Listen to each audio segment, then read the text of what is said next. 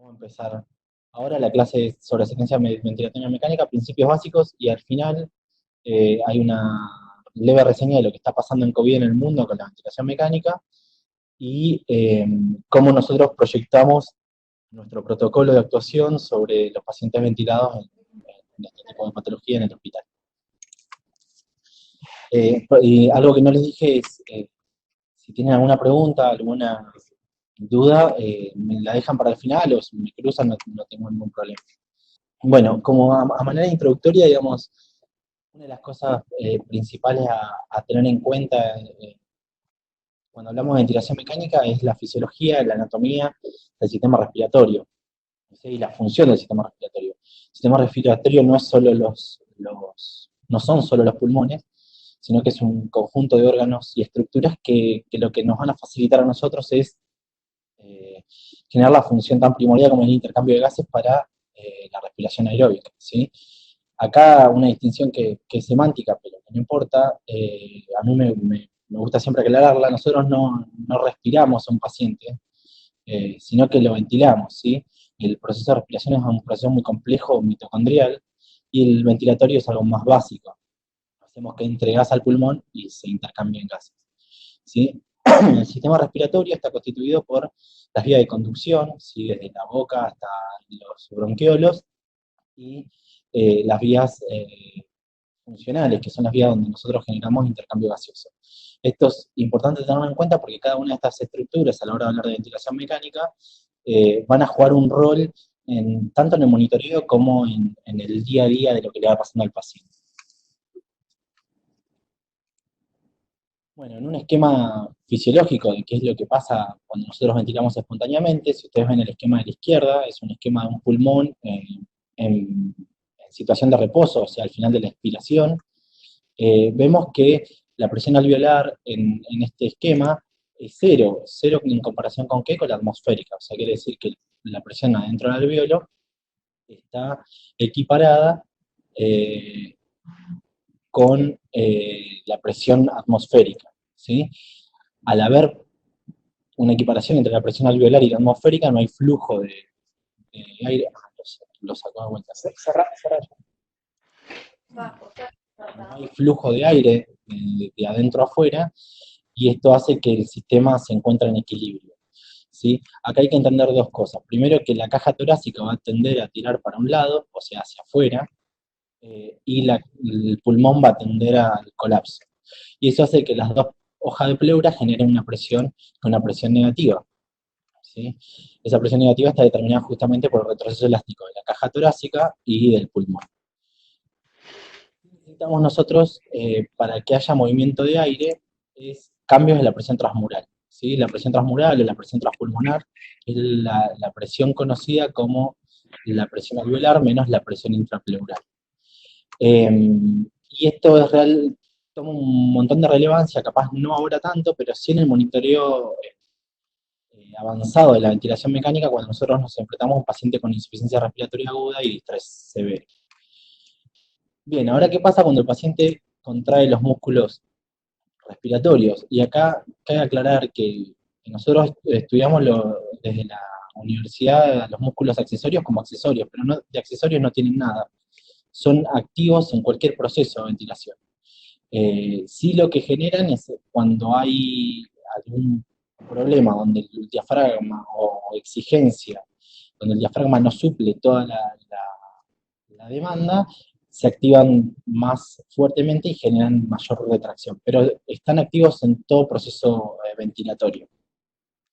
Cuando nosotros activamos los músculos ventilatorios, lo que hacemos es esa presión de retroceso de pleural hacerla más negativa, ¿sí? ¿Por qué? Porque vamos a contraer el diafragma va a bajar, va a generar más presión negativa en todo lo que es la pleura, y esa presión negativa se va a transmitir al alvéolo. Ese alvéolo de presión atmosférica cero va a pasar a una presión negativa, y por diferencia de presiones va a pasar el aire de afuera hacia adentro. Esto es algo meramente básico y a tener en cuenta en cuestión de la ventilación mecánica, porque en definitiva el concepto es el mismo. Nada más que en un sistema donde nosotros respiramos espontáneamente sin una interfase, la presión que nosotros tenemos que generar es negativa, y en ventilación mecánica ya vamos a ir viendo que la presión para generar ese delta de presión entre lo atmosférico y lo de adentro es positiva, ¿sí? La genera el respirador. Esto como repaso fisiológico de lo que es la ventilación. Ahora, ¿qué pasa en la interacción? Yo les decía que en el sistema respiratorio está compuesto por un montón de estructuras, pero las principales son los pulmones y el corazón, ¿sí? Y entender qué pasa en cada uno de ellos en el momento de la respiración también nos ayuda a entender un poco qué hacemos con la ventilación mecánica. ¿Qué pasa cuando nosotros ventilamos espontáneamente sin estar intubados? Nosotros generamos una presión negativa, esa presión negativa se traduce en una presión negativa pulmonar, y esto genera un delta de presión entre la presión abdominal y la presión torácica, favoreciendo el retorno venoso. Eh, Hay un montón de otros procesos que favorecen el retorno venoso al ventrículo derecho, que capaz no viene al caso ahora discutir, pero sí el retorno venoso, tener el concepto de que el retorno venoso está favorecido justamente por esto, por el cambio de presiones, y llega más sangre al ventrículo derecho. Aparte, el ventrículo derecho en ventilación espontánea, sin una interfaz de ventilación mecánica, es mucho más efectivo. ¿Por qué? Porque eh, también le cae la resistencia a la arteria pulmonar. Esto hace que caiga la poscarga del ventrículo derecho, generando que todo ese volumen que está favorecido por la presión negativa sea eficientemente eyectado hacia el pulmón, que si se acuerdan, el pulmón es el segundo, digamos, reservorio o lecho de capacitancia de nuestro sistema o de nuestro cuerpo. Esa sangre va a pasar a la aurícula izquierda, ¿sí? Favorecida por todo esto, y la ventilación espontánea lo que va a hacer acá es lo contrario en el ventrículo derecho. La ventilación negativa va a generar un aumento en la presión de trabajo del ventrículo izquierdo. ¿Por qué? Porque al trabajar en presión negativa, el ventrículo izquierdo tiene que esforzarse para eyectar sangre, y aparte va a estar comprimiendo la aurícula derecha. Entonces, en definitiva, el ventrículo izquierdo, y esta es una de las razones por las cuales el ventrículo izquierdo también es más hipertrófico que el derecho, tiene que hacer muchísima más fuerza para mantener un volumen minuto adecuado. Esto es un esquema de lo que pasa cuando ingresa el aire. Si ustedes se ven, esto es un esquema bien sencillo: el aire ingresa al alveolo, hay vasos intraalveolares y extraalveolares. Cuando ingresa el aire en ventilación espontánea, los vasos intraalveolares se colapsan, llevan la sangre a los vasos extraalveolares que se ingurgitan, y esa ingurgitación, cuando se desinfla el pulmón, hace que pase al ventrículo izquierdo. Y esto es un esquema de cómo trabaja el ventrículo izquierdo con ventilación espontánea.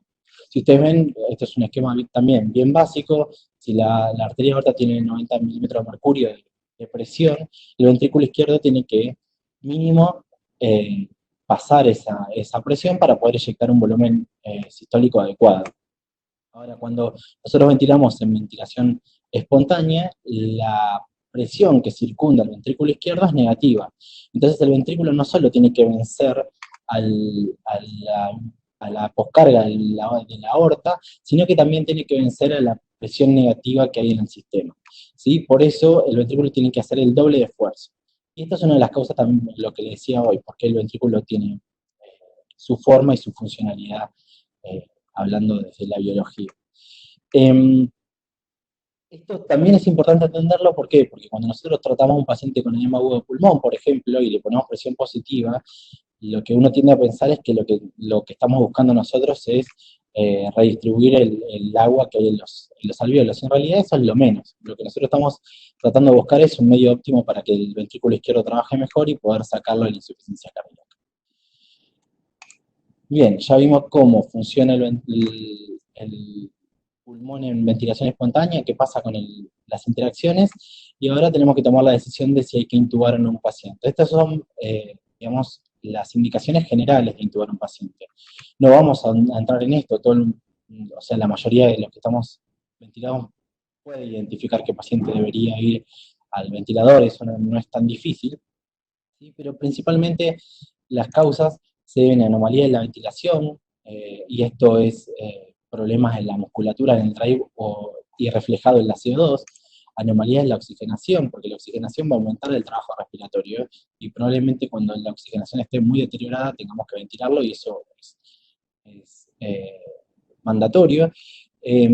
La necesidad de sedación, y esta necesidad de sedación, esto es un paradigma que fue cambiando en el tiempo. Nosotros en terapia intensiva antes se daba a la mayoría de los pacientes y buscamos tenerlo en el menor tiempo sedado, pero se refiere a entidades puntuales, por ejemplo el estatus epiléptico no convulsivo, el convulsivo, o la hipertensión intracraniana, donde nosotros tenemos que disminuir el requerimiento metabólico.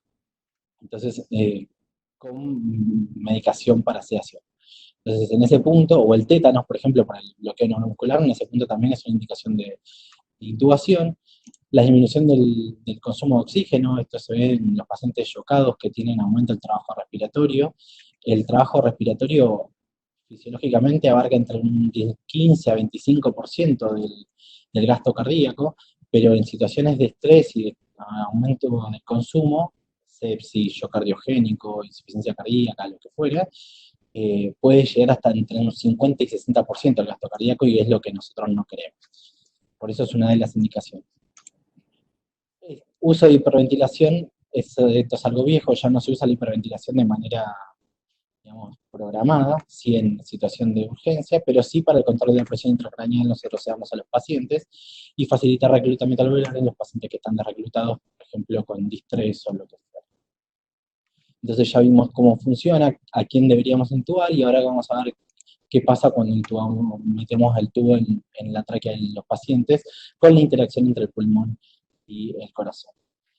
Siguiendo lo que hablábamos antes, se imaginarán que si nosotros en el pulmón teníamos presión negativa y eso generaba los cambios que hablamos, cuando haya presión positiva va a generar todo lo contrario.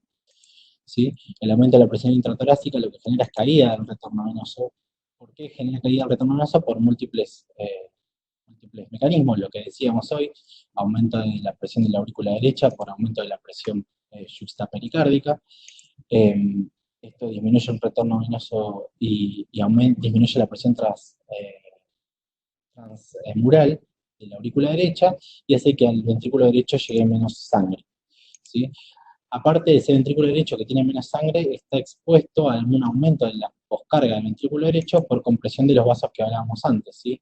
Piensen que cuando nosotros ventilamos a un paciente, nosotros metemos un volumen o generamos una presión que es inspiratoria, pero también le ponemos lo que se llama PIP, que es presión al final de la aspiración, y en la aspiración también hay presión positiva. Entonces estamos aumentando de una manera drástica la resistencia de la arteria pulmonar, y esto genera aumento de la poscarga del ventrículo derecho.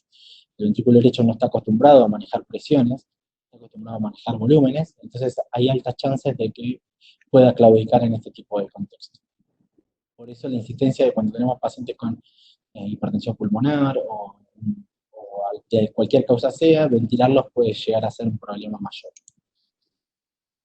Esto, bueno, aumenta la poscarga del ventrículo derecho, todo esto hace que llegue menos sangre al ventrículo izquierdo y caiga la precarga del ventrículo izquierdo y que aparte nosotros, lo contrario, mejoremos la manera de funcionar del ventrículo izquierdo si tiene algún deterioro de la función y ayudemos al sistema circulatorio desde este punto de vista, pero si no llega sangre al ventrículo izquierdo no vamos a tener gasto cardíaco. Esto es un resumen medio grosero de lo que pasa en las interacciones cardiopulmonares. Y que hay que tener en cuenta porque es la principal causa de deterioro hemodinámico en los pacientes que tienen shock o que están desprecargados y van a ventilación mecánica. ¿Sí? En primera instancia uno debería tenerlos bien precargados o precargarlos mediante la maniobra de intubación. Bien, ya hablamos de todo lo que pasa en el pulmón, ahora vamos a hablar un poquito de lo que pasa con el ventilador. ¿Sí? Acá empieza un área más compleja de determinar porque, digamos, tenemos que hablar de cosas que son difíciles de explicar cuando uno no tiene una interfaz adelante. O sea, yo capaz que si van a la terapia y nos ponemos delante un respirador sea más fructífero que esto. Pero, en definitiva, estos son los 4 respiradores que nosotros tenemos en la terapia, ¿sí? Y en lo que estamos acostumbrados a trabajar. Hay algunos más que son los menos, pero estos son los que tenemos habitualmente. Este es el Newport, una interfaz media fea, pero la idea de que vean los respiradores era que vean esto principalmente. El ventilador tiene una pantalla de de monitoreo, tiene una botonera donde nosotros seteamos los principales parámetros que más adelante vamos a ir viendo que seteamos, y tiene dos salidas, ¿sí? O en realidad una salida del ventilador y una entrada al ventilador que parece una entrada, pero en realidad es una salida del aire ambiente. Esto se llama rama inspiratoria, que acá se ve mejor porque está en azul.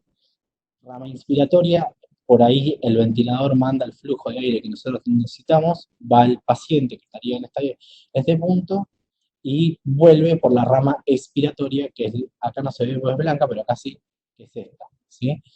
En la unión entre las dos ramas hay una pieza que se llama pieza en I, y todo lo que pase adelante de la pieza en I es espacio ventilado, pero no profundido, o sea, espacio muerto instrumental.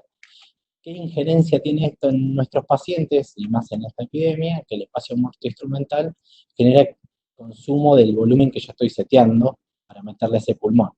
O sea, y eso va a generar que el paciente pueda hipoventilar. ¿Sí? Entonces, en estrategias de ventilación protectora, y ahora después vamos a ver qué son las estrategias de ventilación protectora, estos pacientes pueden tener trastornos en la PCO2 y en la ventilación alveolar, y uno después determinar de qué manera lo puede soportar. Eso lo vamos a ir hablando después. Bien, nosotros ya hablamos más o menos del hardware, por decirlo así, del ventilador. Ahora nos vamos a meter un poco en lo que son las curvas de monitoreo y cómo funciona cada ventilador y cada curva de monitoreo. Yo les había dicho que para nosotros meter aire al pulmón tenemos que sí o sí generar que haya un delta de presión entre afuera y adentro. Cuando lo hacemos en presión en ventilación espontánea es una presión negativa generada por nosotros. Ahora cuando nosotros lo hacemos con el ventilador, la genera ese delta de presión, la genera el ventilador. ¿Sí? ¿Cómo puede generar el ventilador ese delta de presión? Por dos mecanismos básicos, y es en realidad lo que vamos a hablar ahora. ¿Sí? Hay tres modos básicos en que nosotros usamos y que tenemos que conocer por lo menos las limitantes y qué pasa en cada modo. Uno, el modo controlado por volumen. ¿Sí? ¿Qué quiere decir que sea controlado por volumen? El ventilador va a generar una señal que va a activar un flujo determinado para que yo dé siempre el mismo volumen corriente que yo quiero. Por ejemplo, yo le quiero dar a mi paciente, tiene un peso determinado, peso predicho determinado, que después vamos a ver cómo se calcula, y es en base a la altura, un volumen determinado, X, no sé, 330 en base a la altura, y yo le seteo al ventilador que en volumen control le voy a dar 330 mililitros de volumen corriente. Lo que va a hacer el respirador es, mediante una turbina o el procesamiento que tienen los ventiladores adentro, generar un delta de presión para generar un flujo que genere un volumen que yo estoy deseando, sin importar lo que pase en el sistema. ¿Sí? Cuando nosotros hablamos de ventilación controlada, quiere decir que el ventilador va a hacer todo lo que yo le diga. ¿Sí? El paciente va a estar netamente sedado, ¿sí? Y no va a hacer nada de lo que yo no quiera. ¿Sí? Entonces, en tipo de respiración controlada por volumen, yo voy a, digamos, el disparo del tiempo del ciclo respiratorio, o sea, la inspiración-expiración, va a estar determinado por lo que yo seté de frecuencia respiratoria, por eso el tiempo, va a estar limitado por flujo o volumen, que es lo que yo estoy seteando como, como variable, o sea, no puede haber más, no puede entrar más volumen del que yo seteo, esa es la variable límite, y el ciclado es el pase de inspiración-expiración. ¿Sí? Que cuando pasa inspiración-expiración, cuando en volumen control, cuando el volumen llega a lo que yo seteo. Entraron 330 BT, pasa a la expiración. ¿Sí? Ahora en presión, lo que hacemos nosotros es setear una presión que va a generar el ventilador independientemente del volumen. ¿Sí? Y después vamos a ir viendo bien todo esto. En controlado, eso lo va a hacer siempre el respirador, va a ciclar el tiempo de donde empieza el ciclo respiratorio va a estar determinado por el ventilador, la variable límite no va a haber más presión que la que yo setee, es la presión, y el ciclado va a estar determinado por el tiempo inspiratorio que yo setee. ¿Sí? En ventilación, esto cambia a partir de los años, fines de los 80 y principios de los 90, empiezan a haber ventiladores que se consideran ventiladores inteligentes, donde el ventilador tiene la capacidad de reconocer un esfuerzo del paciente, ¿sí?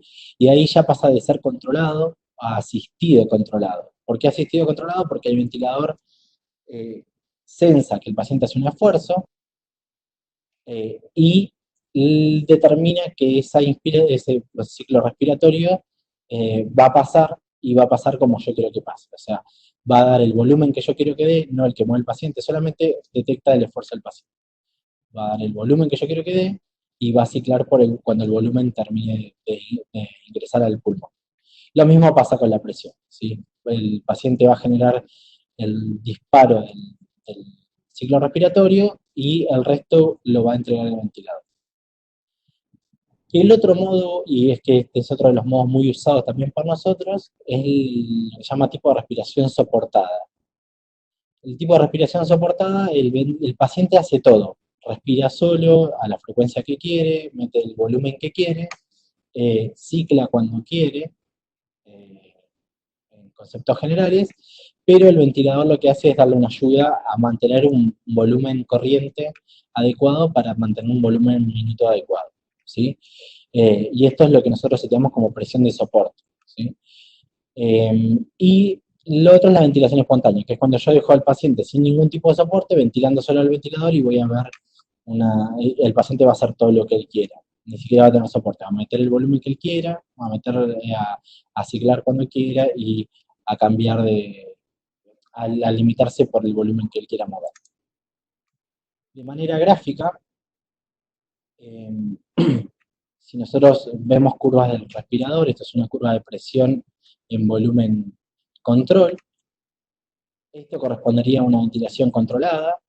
¿Por qué me doy cuenta? No porque lo hice acá, sino porque no tiene muesca negativa que indicaría que el paciente está haciendo un esfuerzo para que se active el ciclo respiratorio. Diferente a este, que tiene una muesca negativa, el paciente hace una presión negativa, lo sensa el ventilador y dispara un ciclo igual que este, porque nosotros estamos controlando todo lo que queremos que pase. Esto es lo que le decía, una ventilación habitual, una ventilación espontánea habitual, en la que el paciente respira con su swing habitual y mueve el volumen que quiere meter y cambia de inspiración a expiración cuando quiere. Y esto es una ventilación soportada por el ventilador. O sea, hace esto, pero nosotros le agregamos una ayuda, ¿sí? La presión sube y probablemente suba el volumen corriente. Esto tiene importancia, esto parece o sea, muy aburrido, pero tiene importancia a la hora de generar el monitoreo del ventilador, ¿sí? Que más adelante vamos a ir viendo. Bien, entendiendo un poco más o menos cómo funcionan, vamos a repasar los modos convencionales que nosotros usamos en la terapia intensiva y que probablemente estemos usando con este tipo de pacientes también en COVID. Los modos ventilatorios convencionales son tres. Se dividen en controlados o asistido controlados y en modos espontáneos, como estábamos viendo recién, o soportados. ¿Sí? Asistido controlado son volumen control o presión control, como veíamos, y espontáneos son la presión de soporte, ¿sí? Y ahora vamos a entrar a andar medio en detalle de lo básico de cada uno de estos tipos de modos. Yo lo que quiero es que, capaz casi va a ser un poco más engorroso, y que si tienen alguna pregunta, se la anoten y después me la preguntan al final y yo intento contestarla, porque ahora empieza un poco la debacle de entender, el entendimiento. Bien, cuando nosotros ventilamos a un paciente de manera controlada por volumen, lo que le estamos diciendo al respirador es que yo quiero que el respirador meta el volumen que yo necesito que meta, ¿sí? O sea, yo le voy a setear un volumen corriente indexado al peso, ¿sí? Del peso predicho del paciente, que eso hay una fórmula que no, la necesito volver para atrás, pensé que la había puesto.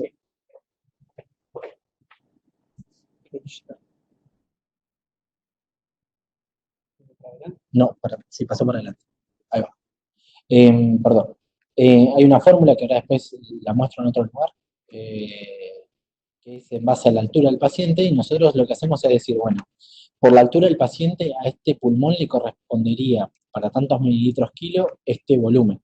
Yo lo que hago es decirle al ventilador que le entregue siempre ese volumen, ¿sí?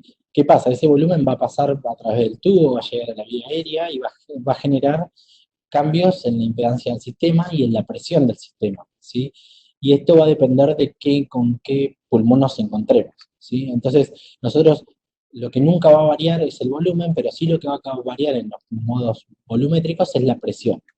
Y la presión va a estar determinada, digamos, por si el paciente tiene las resistencias aumentadas, por ejemplo, hay broncoespasmo, moco, un paciente con EPOC y demás, o si tiene la elastancia baja, perdón, la elastancia, sí, va alta y la compliance baja, donde lo que va a determinar es que los alvéolos se van a estar colapsados y eso va a generar un aumento en las presiones, ¿sí? Pero independientemente de eso, el ventilador siempre va a meter el volumen que yo seteo.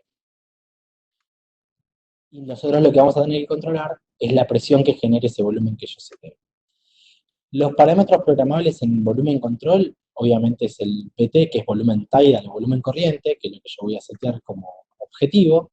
El flujo inspiratorio, acá el flujo inspiratorio va a depender de qué equipo de ventilación mecánica tengamos, algunos lo regulan por tiempo inspiratorio, algunos nos permiten directamente mejorar el flujo.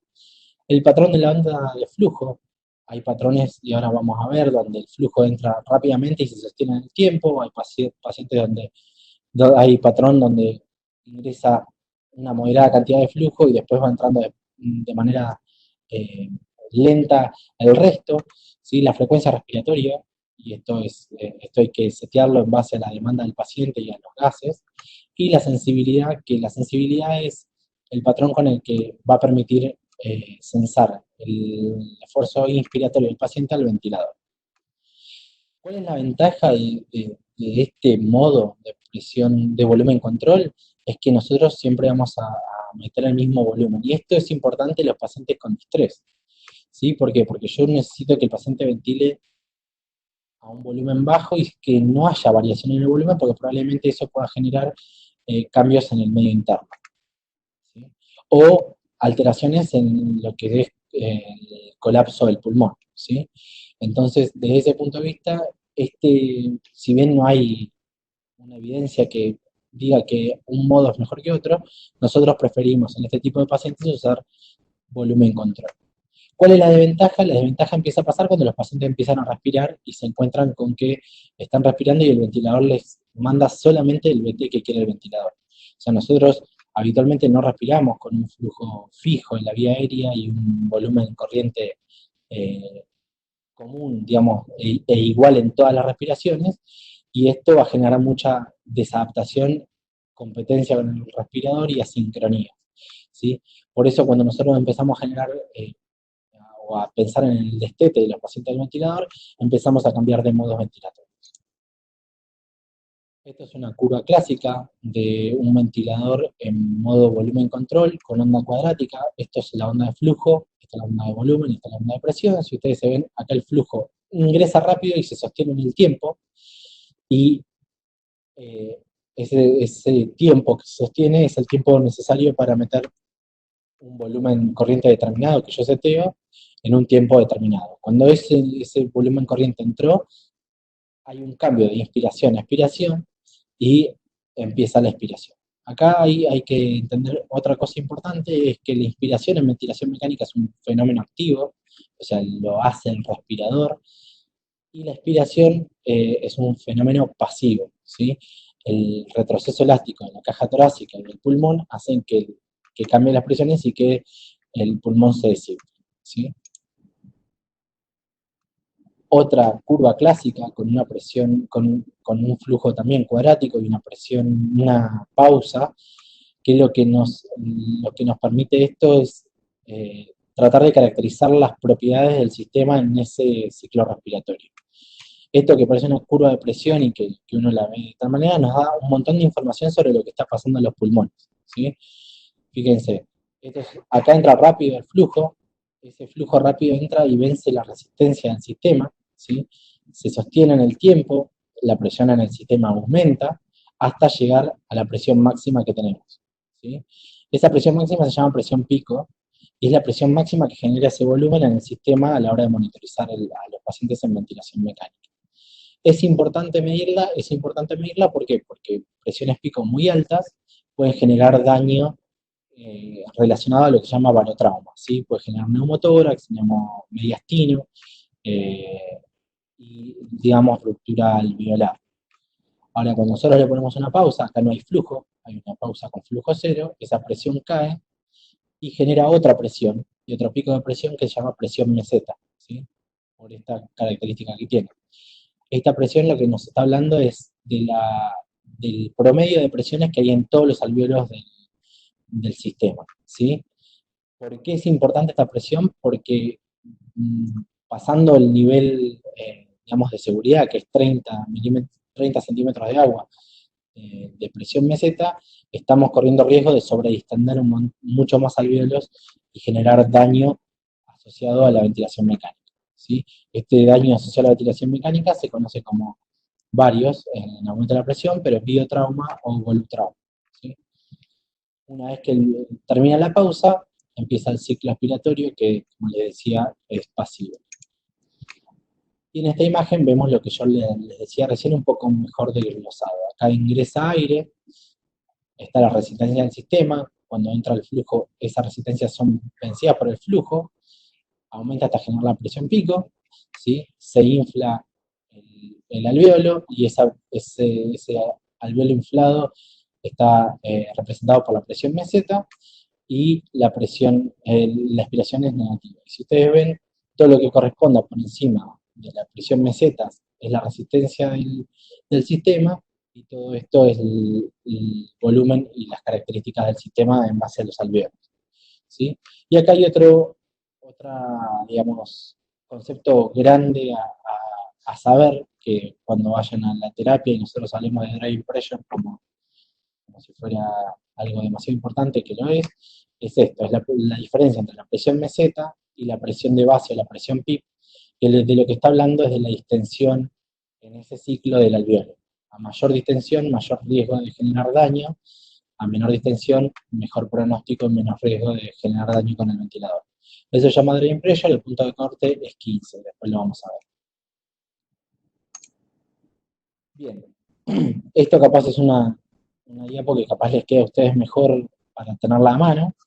¿Qué seteamos nosotros en el modo controlado por volumen? Bueno, una FIO, que la FIO la vamos a setear en base a los objetivos de oxigenación, ya sea saturación y PO2 que tengamos.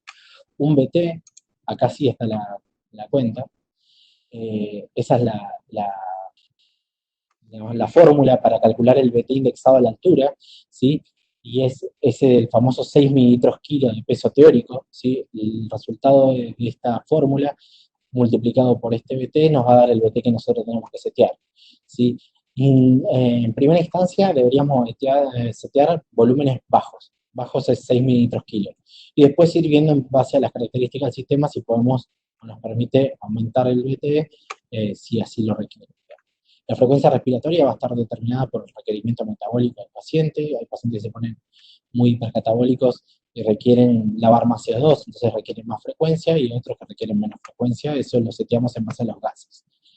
La onda de flujo, en primera instancia, para hacer mediciones usamos la onda de flujo cuadrática, pero también se puede usar desacelerada, y esto también es indistinto. Uno puede poner una u otra cuando el paciente esté dormido, y es indistinto, no hay un problema. Pico flujo no importa, esto lo va a regular solo el ventilador, en los ventiladores que tenemos nosotros. Y acá hay algo que es importante, que es el tiempo inspiratorio. El tiempo inspiratorio, digamos, tiene que estar seteado de manera que nos permite tener una expiración prolongada y un tiempo inspiratorio que nos permita la adecuada difusión de gases. Habitualmente se recomienda que el tiempo expiratorio sea mayor a 0,75 milisegundos, ¿sí? Y acá encontramos que hay ventiladores que uno nos permite setear esto y otros que nos permite setear el porcentaje, ¿sí?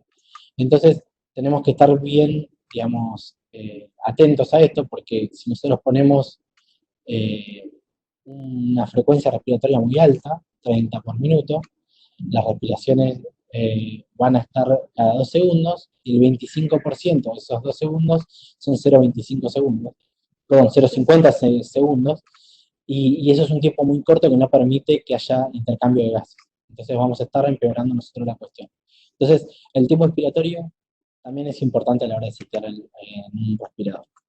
La pausa no importa, porque habitualmente no usamos pausa, va a depender del tipo respiratorio que queramos, y la PIP, en primera instancia, y ahora como vamos a ver en el protocolo nuestro de estrés en COVID y estrés general, habitualmente arrancamos con 10 de PIP, para los pacientes que vienen con este tipo de patología.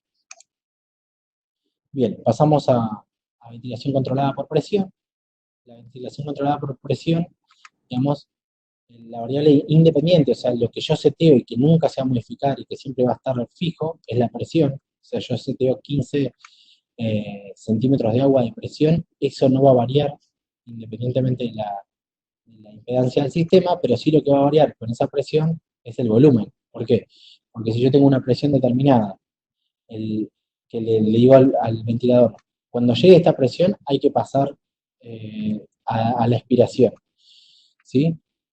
Si yo llego a ese umbral muy rápido, porque en el sistema aumenta las resistencias, hay broncoespasmo y entró un flujo de aire y generó muy rápido esa presión, vamos a meter un volumen muy bajito, ¿sí? Entonces lo que hay que controlar es el volumen en este tipo de modo ventilatorio.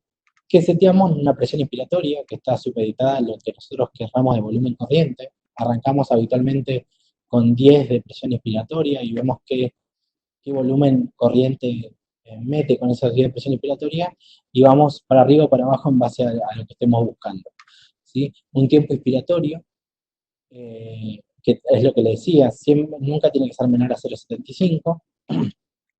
Una frecuencia respiratoria en base a los requerimientos metabólicos y la sensibilidad para que el ventilador, eh, como es, detecta el paciente, el esfuerzo del paciente. ¿Cuál es la ventaja? Que si el paciente tiene un pulmón normal, él va a ventilar como normalmente en estos modos presométricos y como va a cambiar la intensidad de la presión que genere de presión negativa, va a meter más o menos VT y eso va a ser más confortable, ¿sí?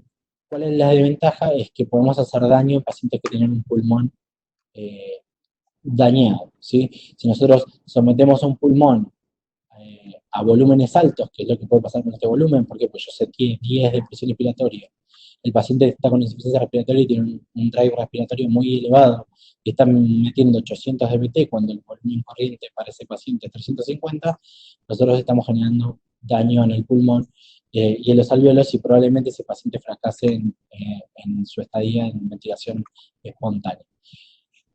Pero sí la ventaja es que los pacientes se adaptan mejor que a un flujo fijo que la ventilación por volumen. Esta es una curva, lo mismo, una curva clásica de presión control, donde la presión siempre es cuadrática, y esto es una manera de reconocer el modo cuando nosotros lo vemos adelante y no vemos que está seteado. Si vemos una curva de presión cuadrada, tiene que estar en un modo presométrico seguro, ¿sí? Esta es una curva de flujo clásica, seteamos una presión, va a entrar un flujo y cuando alcanza el flujo el pico máximo, la presión se sostiene y el volumen. Una figura un poquito más linda, de lo que les decía, esto es la presión seteada, este es el límite de la presión, por ejemplo acá podría aparecer 10 de presión, eso va a generar un flujo y un volumen corriente adecuado y siempre la aspiración es pasiva. ¿Qué seteamos en presión control? Seteamos una FIO, objetivo en base a lo que nosotros queramos que sature el paciente o que tenga de FIO, una presión inspiratoria en base al volumen corriente que queremos que envíe y el resto es todo lo mismo que lo anterior que vimos. Una frecuencia respiratoria, un tipo expiratorio, una pausa y una pico. Y por último, hablando de modos, vamos a ver qué es el modo de presión soportada o presión soporte. Esto es un modo presométrico. Lo que hace es que el paciente respira y nosotros seteamos un umbral de presión para que el ventilador ayude a esa respiración a generar un volumen corriente adecuado, ¿sí? La ventilación está disparada por el paciente, está limitada por la presión que nosotros le ponemos y está ciclada por el flujo que maneja el paciente, o sea, pasa de inspiración a expiración por el flujo, y digamos, lo que nosotros hacemos es darle la ayuda. La ventaja de esto es que genera mayor sincronía paciente-ventilador, por esto que le decía que el flujo no es fijo, acá el paciente maneja su flujo y nosotros lo ayudamos, pero corremos la misma ventaja que en el modo presométrico. No vamos a poder controlar el volumen que queremos dar. y eso puede ser nocivo para el pulmón. Que seteamos lo mismo, nada más que cambiamos una presión de soporte en base al volumen corriente que nosotros queramos tener. Bien, hasta ahí hablamos de modos y de la generalidad de modos. Yo después, si quieren, les mando la clase como para que la tengan y la puedan repasar y me pregunten cosas. Y ahora vamos a hablar un poquito de monitoreo básico. Siempre hay que entender que si nosotros tenemos un paciente conectado al respirador, nosotros tenemos el respirador acá, una interfase, la vía aérea y el pulmón, ¿sí? Y cuando suena una alarma del ventilador, nosotros tenemos que estar pendientes de todo esto, porque los problemas pueden estar en todo el sistema de conducción y en el pulmón también, ¿sí? Si los problemas de las unidades conductoras van a generar aumento de las presiones pico, por ejemplo, y no tiene que ver que no se acode la rama inspiratoria, que no se desconecte el tubo, que no haya secreciones impactadas en el humidificador activo, pasivo, perdón, que el tubo no esté tapizado, ¿sí? Y los cambios de la característica del sistema también van a generar cambios en lo que nosotros vamos a monitorizar. Bien, ¿qué cosas tenemos que monitorizar? Tenemos que monitorizar, esta diapo no iba, tenemos que monitorizar la presión que genera el volumen que nosotros metamos en el sistema, y esto es lo que hablábamos hoy de presión pico, es la presión máxima que se genera en el sistema cuando nosotros metemos un volumen tidal o corriente determinado, y hay que monitorizarla justamente porque habla de las cargas receptivas y elásticas, y porque aparte podemos generar mucho daño, neumotórax y demás, si las presiones pico son muy altas. Lo que hay que plantearse es qué pasa cuando una presión pico está muy alta, ¿sí? Y acá es donde representa las cargas receptivas. Una presión pico muy alta puede indicar que se acodó el tubo, que tiene broncoespasmo, que hay un moco impactado, que hay agua en el humidificador, un montón de cuestiones que hacen que nosotros tengamos que monitorizar todo ese circuito que nosotros vemos. Y las cuestiones elásticas del pulmón, un paciente estresado, donde la elastancia del pulmón es muy alta, las presiones pico también se van a modificar. Y eso es otra de las cosas que nosotros podemos ver en los pacientes con distrés o los pacientes que empiezan a tener distrés y van variando durante el día en la ventilación mecánica, ¿sí? No hay consenso cuál es el valor máximo de la presión pico, pero sí se sabe que un valor por encima de 40 expone a los pacientes a un mayor riesgo de generar traumas en la vía aérea. ¿Qué es lo que tenemos que ver desde el punto de vista del monitoreo? La presión pico, como decíamos, es el punto máximo de presión en volumen control, y a nosotros el ventilador nos dice presión pico de tanto. Cuando veamos que haya variaciones durante el día de esa presión pico, uno tiene que ir a tratar de entender por qué puede ser. Lo otro que tenemos que medir es la presión meseta. Pero la presión pico es una presión dinámica, o sea, depende de que entra el flujo a la vía aérea. Y esto es importante tenerlo en cuenta porque se diferencia justamente de la meseta de esto, que la presión meseta es una presión estática. Nosotros necesitamos que no haya flujo en la vía aérea y que el sistema esté cerrado para evaluar el promedio de presiones alveolares al final de la expiración.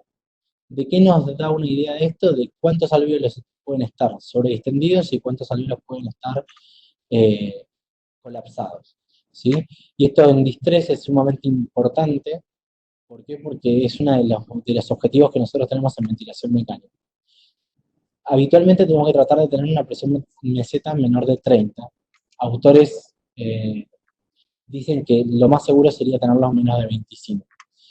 Esto en un pulmón muy dañado, con mucha ocupación alveolar, a veces es muy difícil y hay que hacer algunas técnicas para mejorar todo, ¿sí? Hay que hacerla con una pausa inspiratoria y un botón en el ventilador que indica que hay que hacer o sea, que indica pausa inspiratoria, y por al menos 2 segundos, ¿sí? Obviamente que esto va a depender de que el paciente esté netamente dormido y no asista al respirador y nos permita medirlo. Cuando nos da una impresión de lo que pasa en el componente elástico del pulmón y requiere no tener esfuerzo, como le decía. Esto es una medición habitual, fíjense, esto es un segundo, se hace una pausa de un segundo y en el punto donde termina es la presión plató. Y de lo que nos está hablando justamente de la presión promedio de los alvéolos. Alvéolos más hipertensos, más daño; alvéolos menos hipertensos hay que evaluar si están desreclutados o si estamos haciendo las cosas bien. Y otra de las cosas que tenemos que monitorizar en cualquier ventilador mecánico es la presencia de autopip. Para entender qué es la autopip, primero tenemos que saber qué es la PIP. ¿Sí? La PIP es algo que nosotros seteamos en el ventilador, que lo que hacemos es o sea, al fenómeno expiratorio, someterlo a un proceso de presión para mantener una CRF adecuada, ¿sí? Una capacidad residual funcional adecuada. Al meter una presión a la expiración que es pasiva, lo que generamos es que haya más, o sea, le cueste más salir el aire y se mantenga en el tiempo hasta la próxima expiración el pulmón reclutado, ¿sí? Con alvéolos abiertos. La autopip es la presencia de una presión positiva al final de la expiración por encima de la que nosotros seteamos. ¿Cómo se mide?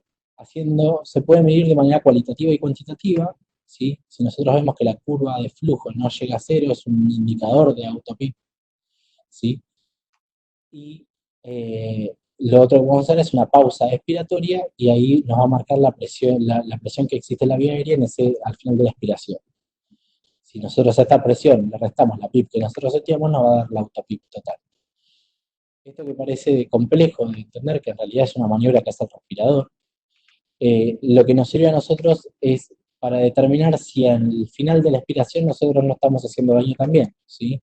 Y, y para calcular de buena manera lo que se llamaba drying pressure, que les dije antes. ¿Por qué? Porque si nosotros tenemos mucha presión al final de la expiración, probablemente nosotros tengamos que asumir alguna técnica o táctica para tratar de que esto no pase, porque eso puede generar sobredistensión alveolar y daño en la ventilación mecánica. Esto es lo que le decía, el flujo no llega a cero y la presión cuando nosotros hacemos una pausa se mantiene por encima. Bien, hasta acá, digamos, los conceptos básicos de ventilación mecánica, que me parece, faltan 4 diapos y terminamos. Que me parece, digamos, es lo básico para tener en cuenta a la hora de estar sometido a un ventilador. No me parece que sea algo fácil de entender y me parece que requiere de que uno esté familiarizado con el ventilador, pero digamos, si el que vaya a la terapia y demás, podemos verlo ahí a la cama del paciente y que tengan una visión un poco mejor y en tiempo real de lo que pasa en un ventilador eh, y sacarnos las dudas. Ahora vamos a hablar de lo que pasa con el fenómeno COVID-19, que es un fenómeno muy raro para el punto de vista ventilatorio y fisiopatológico porque no es un distrés habitual, ¿sí? Para entender cómo nosotros vamos a manejar la ventilación mecánica en el COVID, hay que entender un poco de fisiopatología y justo hoy se publicó un artículo sobre eso que yo les voy a mostrar y para que entiendan qué es lo que vamos a hacer nosotros desde el punto de vista ventilatorio. Pero antes que nada tenemos que entender que es una enfermedad netamente contagiosa, una enfermedad que puede volverse grave, que en la actualidad, digamos, eso que veíamos en China, que el promedio de infección en pacientes añosos, la predominio de pacientes añosos, hoy en España y en Italia hay pacientes jóvenes sin comorbilidades, infectados y de manera severa, y que tenemos que cumplir con todas las normas de bioseguridad para tratar de estar, digamos, lo más protegidos posible. ¿Cuáles son las normas de bioseguridad? Lo hablaron con Maru en la clase de intubación, pero en primera instancia son un barbijo N95, un camisolín repelente, guantes, algunos recomiendan doble par de guantes, cofia, gafas y casco, ¿sí? Y saber muy bien la técnica de intubación y de las cosas que pueden pasar de aerosolización en ventilación mecánica. Aparte de la norma de bioseguridad nuestra, de protección nuestra, también tenemos que generar una norma de bioseguridad para el dispositivo, para el ventilador mecánico, que ahora vamos a hablar un poquito de qué consiste eso. Y que está bueno que lo sepan, por si en algún momento esto requiere de que estemos todos trabajando en el mismo lugar con ventiladores, uno tiene que chequear que las normas de bioseguridad del dispositivo de ventilación mecánica estén completas y que funcionen, ¿sí? Hoy en día la estadística sobre ventilación mecánica en pacientes con COVID-19 no está muy clara, ¿sí? En la mayoría de las series grandes coincide que el 5% de los pacientes graves ingresan a terapia intensiva y que la mitad de estos requerirían ventilación mecánica. Pero eso todavía, digamos, es muy difícil de hablarlo porque todavía faltan datos de un montón de centros donde hay muchos pacientes graves, ¿sí? Lo que se dice es que los pacientes que requieren de ventilación mecánica, un gran porcentaje, más de un 40%, tienen riesgo de muerte, ¿sí? Bien, hablando de las normas de bioseguridad, y esto es para que lo chequeen, no para que lo sepan del todo. Nosotros, si esto es un ventilador, si esta es la rama inspiratoria que yo les comentaba, la pieza INI y la rama inspiratoria, lo recomendado es usar eh, un par de filtros antivirales bacterianos en la rama inspiratoria y expiratoria y un humidificador pasivo que lo que hace es que tomar la temperatura y la humidificación del paciente y sostenerla en el tiempo con filtro antibacteriano en la rama ENI. ¿Sí? ¿Para qué sirve esto? Primero, lo que hace es que aislar al paciente del respirador y permite que no contaminemos al ventilador con virus, ¿sí? Que nos pueda usar, lo podamos usar en otro tipo de paciente. Y segundo, es la bioseguridad para el sistema o el ecosistema donde está puesto el ventilador, ¿sí? Si nosotros no tuviésemos un filtro aspiratorio acá y este filtro estuviese disfuncionante, probablemente lo que estemos haciendo es generar liberación de virus al medio ambiente donde está el ventilador. Y eso es algo que nosotros no nos podemos permitir. ¿Qué tenemos que chequear de estos filtros? Es que habitualmente se condensan de agua y que empiezan a funcionar mal, entonces hay que cambiarlos cuando estén muy condensados de agua y generen cambios en las curvas del ventilador. Hay ventiladores que tienen un filtro bacteriano incorporado adentro, como es el caso del Puritan que nosotros tenemos en la terapia intensiva, y que el filtro bacteriano lo trae en la rama expiratoria, lo trae el ventilador, pero sí tenemos que chequear que esté puesto el inspiratorio y que el filtro acá adelante esté puesto, ¿sí? Y cuando usamos humidificación activa, o sea, no usamos el filtro que tenemos acá que usa la humidificación del paciente, sino que usamos un proceso de humidificación eh, activa, digamos, esto genera calor y humedad y va al paciente, hay que asegurarnos de que este filtro antibacteriano y antiviral funciona a la perfección para no contaminar el ambiente y el respirador, ¿sí? Esto es a modo genérico, digamos, de lo que tenemos que tener presente cuando vemos un ventilador.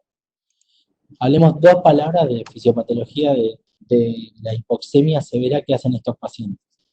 Hoy justo salió publicado un artículo en Intensive Care Medicine sobre un grupo muy importante de ventilación mecánica de Italia, donde ellos evaluaron 150 pacientes y que vieron que el patrón que tienen estos pacientes es diferente a lo que nosotros consideramos un distrés habitual. O sea, el pulmón no está lleno de líquido inflamatorio, sino que al contrario, hay más trastornos en la perfusión pulmonar y esto probablemente esté determinado por microtrombosis en la microvasculatura, ¿sí?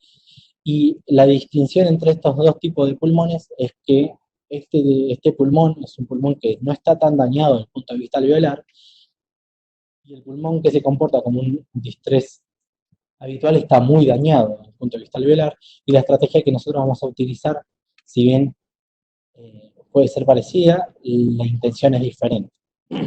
¿Sí? En este tipo de pulmones nosotros vamos a intentar priorizar la oxigenación por sobre todo, y en este tipo de pulmones vamos a intentar priorizar el no hacer daño con presión positiva en el pulmón, ¿sí?